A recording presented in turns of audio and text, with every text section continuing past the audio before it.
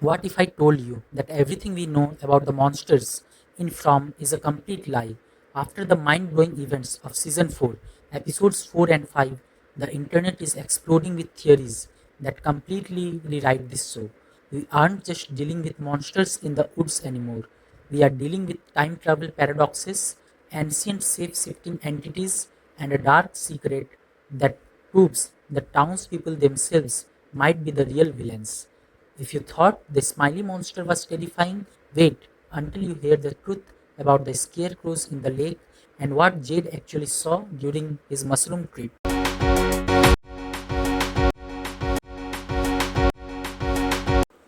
Welcome back to the channel. Today we are breaking down the craziest theories from season 4. Hit that subscribe button right now because things are going to be really weird. Finds the exact same ring still sitting inside. When he looks back at the table, the first ring is completely gone. How does an object duplicate and then vanish? The answer is simple, a time paradox. Right now, Julie is desperately trying to perfect her bookmark method to control her story walking through time.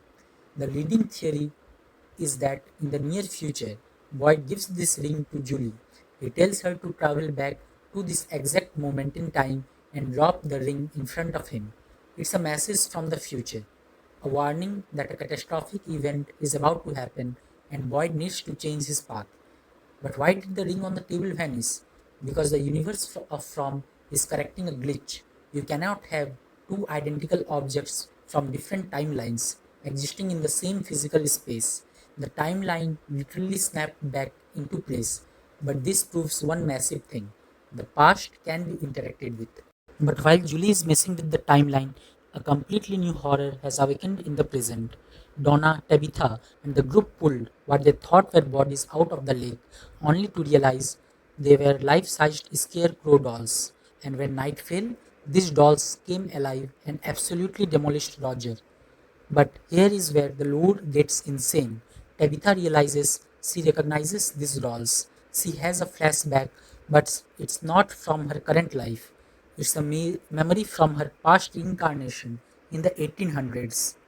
In the past life, Tabitha was a little girl living in the town. She had these tiny Victorian dolls.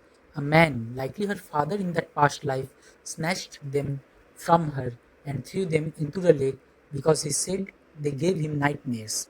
This confirms the most terrifying rule of the From universe. The town manifests the nightmares of the dead, just like how Nathan's dead brought the cicadas in the earlier season when Tabitha's past life father died.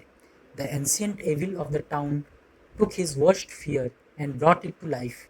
Those tiny dolls grew into giant flesh tearing monsters, feeding on the town's fear. And the only reason Tabitha knew how to kill one with the voodoo totem is because deep down in her reincarnated soul, they are still her dolls. But the monsters from the lake are nothing compared to the monsters living inside Colony House. In episode 5, Jed takes the magic mushrooms to unlock his past lives. He follows his 12-year-old self and sees the ghosts of his previous reincarnations, including Christopher. But as Jed looks closer at their bodies, he realizes something horrifying. They weren't ripped apart by the night creatures, they were murdered. Who killed them? The townspeople. Every single time a version of Jed gets too close to solving the mystery of the Ankhui children, the other residents panic. The town's dark energy infects their mind, making them paranoid. To protect themselves, they turn on Jed and murder him. This means that Jade can't trust Boyd, he can't trust Kenny, and he definitely can't trust Donna. When Jade wakes up from his hallucination at the end of the episode and he knows the way home, he has to keep it a secret. If he tells the town, the cycle will repeat and they will kill him again.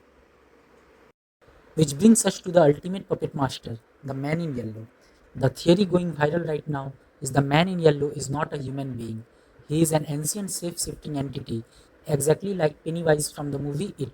The yellow suit that Victor found buried in the ruins, that was just a skin he wore in a previous massacre cycle. Every few decades, he changes his face to blend in, and right now, that entity has taken the form of Sophia. Look at what Sophia does in episode 5. She doesn't need to physically attack anyone. With a single touch, she traps Mariel's mind back inside the torture dungeon. She is feeding on their trauma. She is a psychological weapon designed to push the townspeople into madness, so they eventually kill each other, saving the monsters the trouble of doing it themselves. The town is a giant spider web, and Sophia is the spider slowly wrapping them all up. But I want to hear from you guys. Do you think Jade will actually break this cycle this time? Or is his new plan just another trap set by the man in yellow?